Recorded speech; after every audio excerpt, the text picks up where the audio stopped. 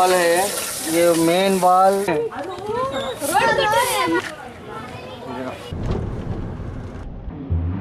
संडास को गए तो इज्जत घर में रखो जंगना नहीं है, ड्रेनेज नहीं है, उसे ना एक खड्डा मारे ना क्या भी करे।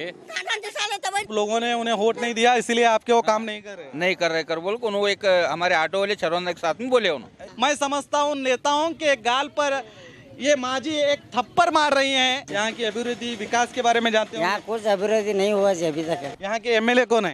ये हमारे देवानंद चौहान। हमारे जो नेता किस तरह से अपनी जिम्मेदारी निभा रहे हैं, मुझे तो ऐसा बात बोल रहे हैं। ठीक है, जैसे कि आप देख रहे हैं हर जगह देवानंद चौहान के बारे में कहा जा रहा है। 4 टीवी न्यूज कर्नाटक का विशेष प्रोग्राम कौन बनेगा एमपी 10 अप्रैल रात 8 बजे देखना ना भूलिएगा।